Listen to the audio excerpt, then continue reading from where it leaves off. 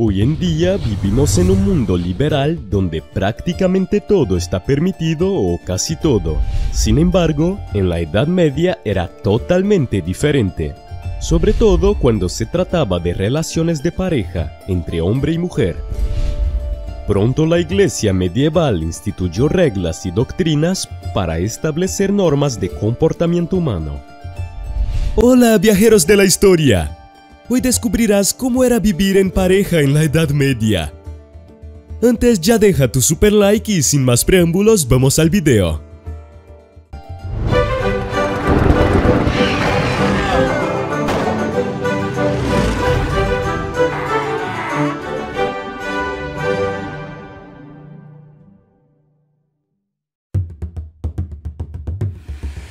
La virginidad era básicamente lo más importante que debía conservar una mujer antes de casarse en la Edad Media, solo que muchas no podían lograr esta hazaña.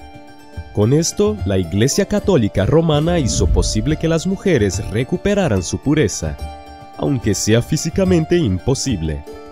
Para ello, la Iglesia ordenó que estas mujeres confesaran sus pecados, hicieran años de penitencia y pasaran el resto de sus vidas en un convento.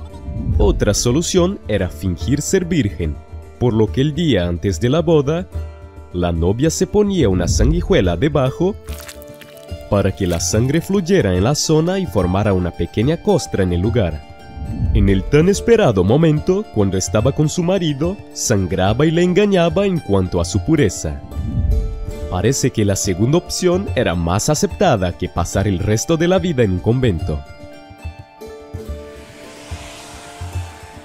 Parece ser que hacer el amor con malabares no era bien visto en la Edad Media, por lo que la Iglesia no tardó en establecer normas incluso para esto. La Iglesia consideraba el matrimonio con un solo propósito, la procreación. Así es como el misionero se convirtió en la posición estándar de la época. Otras posturas podrían considerarse bestiales, es decir, que podrían imitar a los animales y, por lo tanto, dificultar el embarazo de la mujer. Durante el siglo XIII, el fraile alemán Albertus Magnus clasificó 5 posiciones moralmente cuestionables, pero no mortalmente pecaminosas, aunque la posición de misionero siguió siendo la más adecuada y recomendada por la Iglesia para la vida conyugal y la procreación. Históricamente, el matrimonio se consideraba una práctica utilitaria para la procreación más que para el amor. Sin embargo, la Alta Edad Media dio lugar a un nuevo concepto literario que retrata el romance como nunca antes. El concepto pasó a conocerse como amor cortés. Aunque este término se popularizó en la Francia del siglo XIX, ya se había utilizado en la poesía de los trovadores del siglo XI de las regiones francesas de Nueva Aquitania y Champaña. Estas obras ensalzan las virtudes del romance entre un caballero y una dama. El asunto tenía varias características comunes: era secreto, aristocrático y extramatrimonial. La mujer estaba casi siempre casada, y lo ilícito de su relación no hacía sino aumentar el amor. El amor cortés enfatizaba rasgos como la caballerosidad y la nobleza, rasgos que aún hoy se atribuyen a los caballeros medievales. La Baja Edad Media se caracterizó, entre otras cosas, por la caza de brujas, en la que se persiguió a decenas de personas, en su mayoría mujeres. Numerosas prácticas sospechosas podían hacer que una persona fuera declarada bruja o mago, y a veces esto incluía a las parteras. Para empeorar las cosas, el Papa Inocencio VIII emitió las Summis Desiderantes en 1484, reconociendo la existencia de las brujas y la brujería. Por si fuera poco, el inquisidor Heinrich Kramer escribió el Malleus Maleficarum, en el que afirmaba que nadie perjudicaba más a la fe católica que las parteras. Acusó a las parteras de engañar a las jóvenes para que se relacionaran con el diablo y de utilizar a los bebés no bautizados para la brujería. Aunque se mencionan en otros textos demonológicos, se considera que las parteras como brujas son un mito moderno probado por obras de historiadores como Margaret Murray.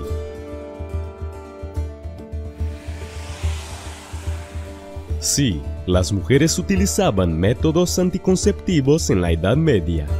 Aunque era muy diferente de lo que conocemos hoy, las mujeres de aquella época tenían sus propios métodos. La Iglesia Católica desaprobaba muchos de estos métodos, ya que consideraba que la procreación era un don de Dios y la razón para casarse. Sin embargo, los estudios demográficos muestran que las tasas de embarazo disminuyeron considerablemente entre las mujeres mayores de 30 años, lo que sugiere que emplearon diversos métodos anticonceptivos. Los historiadores creen que esto creó una cultura oral de la anticoncepción, en la que los trucos del oficio se transmitían de comadrona a comadrona. El coitus interruptus era un método anticonceptivo común, al igual que los anticonceptivos a base de hierbas, entre otros.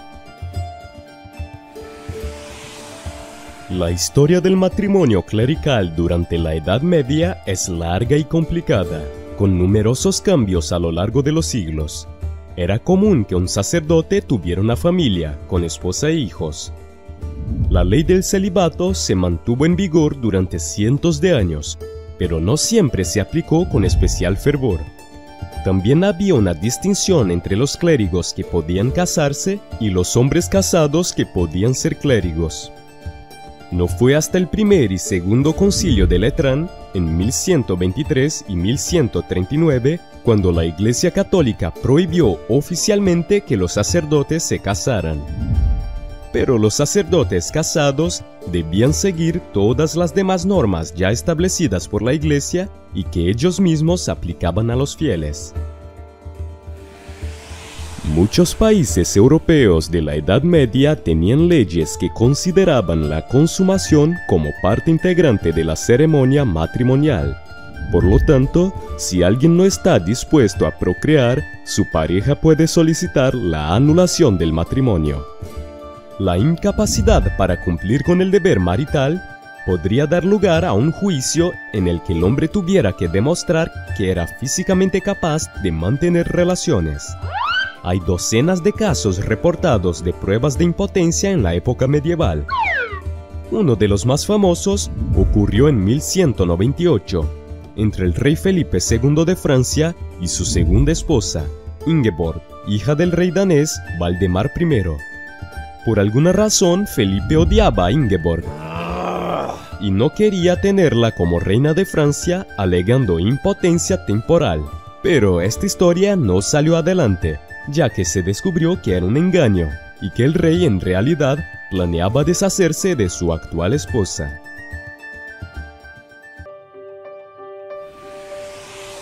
El 18 de agosto de 1572, Margarita de Valois, princesa francesa, se casó con el rey Enrique de Navarra. El problema de esta unión fue una de las peores masacres de la historia de Francia. El matrimonio tuvo lugar durante las guerras de religión de Francia, e inmediatamente dividió a París porque los novios practicaban creencias diferentes. Margarita de Valois, hija de la reina Catalina de Medici y de Enrique II de Francia, era católica. Su prometido, el rey Enrique de Navarra, era protestante, también conocido como hugonote. Los católicos reales vieron la boda como una oportunidad, ya que muchos hugonotes ricos acudieron a París para el evento. Pocos días después de que ambos se casaran en una ceremonia pública, los católicos enviados por la reina masacraron al menos a 3.000 hugonotes, lo que se conoció como la masacre del día de San Bartolomé. El terrible regalo de bodas no acabó con la unión, y 2 décadas después el novio se convirtió en el rey Enrique IV de Francia. El rey Felipe IV de España debería haber elegido una esposa mejor cuando decidió casarse con su propia sobrina. Frente a otras relaciones entre miembros de la propia familia española de los Habsburgo, hubo un gran número de muertes de niños por deformidades hereditarias. pero esto no impidió la problemática unión en 1644 entre Felipe IV y su sobrina. El matrimonio produjo el trágico rey Carlos II. El monarca desarrolló graves problemas físicos y mentales debido a anomalías genéticas. Al no poder tener hijos por ser estéril, tras su muerte se produjo el conflicto conocido como la Guerra de Sucesión, que duró desde 1701 hasta 1713, colocando a un Borbón francés en el trono español. Prácticamente todos los matrimonios del rey Enrique VIII de Inglaterra acabaron en desastre. Su primer matrimonio con la viuda de su hermano muerto terminó con Enrique rompiendo una alianza de casi 1000 años con la Iglesia Católica y provocando la Reforma Inglesa. Su segundo matrimonio con Ana Bolena terminó mal cuando ella fue condenada por traición y decapitada. Su tercera esposa, Juana Simón, murió 9 días después de dar a luz. La cuarta novia de Enrique, Ana de Cleves, tuvo suerte. La encontró repulsiva y se divorció de ella solo 6 meses después de su matrimonio. La quinta novia no tuvo tanta suerte. Catalina Howard era prima de Ana Bolena y también fue decapitada por supuesta traición al rey. La sexta esposa de Enrique, Catalina Parr, consiguió sobrevivir a su marido real. En 1795, Jorge, príncipe de Gales, futuro rey Jorge IV, se casó con su prima, la princesa Carolina de Brunswick. No fue una unión amorosa como muchos matrimonios reales de la época. Jorge necesitaba ayuda para pagar algunas deudas y Carolina tenía el dinero para hacerlo. Cuando Jorge vio a su novia por primera vez, exclamó: «No estoy bien, denme una copa de coñac», y a partir de ahí todo fue cuesta abajo. El día de su boda, Jorge estaba tan borracho que no podía estar solo, y 2 duques tuvieron que sujetarlo en el altar. Incluso lloró abiertamente durante la ceremonia. En 1589, el rey Jacobo VI de Escocia cruzó el mar para encontrarse con su futura esposa, Ana de Dinamarca. Pero en el camino de vuelta, las tormentas casi hunden su barco. En plena luna de miel, Jacobo se obsesionó con la idea de que las brujas intentaban matarlo, y comenzó una caza de brujas en cuanto regresó a Escocia. Capturó a una mujer llamada Gaylis Duncan, acusada de brujería, que incluso sirvió de inspiración para el personaje de la serie Outlander. Gaylis, para no ir sola a juicio, culpó a otras mujeres de embrujar al rey y a su novia. La persecución de las brujas por parte de Jacobo continuó y capturó a varias supuestas brujas y las obligó a confesar sus actos de brujería. En 1736, Augusta de Sajonia-Gotha abandonó su Alemania natal para dirigirse a Gran Bretaña, donde se convertiría en princesa de Gales. Augusta no se lo pensó 2 veces antes de casarse con el heredero del Rey Unido, el príncipe Federico. Por aquel entonces, Augusta solo tenía 16 años y su prometido casi 30. Solo se vieron una vez antes de la boda, y la novia adolescente no hablaba inglés. Nerviosa e insegura, las cosas no hicieron más que empeorar a medida que se acercaba la boda. Fue entonces cuando en la fecha consagrada, incapaz de controlar sus emociones, vomitó todo su vestido. Y, para colmo, acabó vomitando sobre su suegra, la reina Carolina.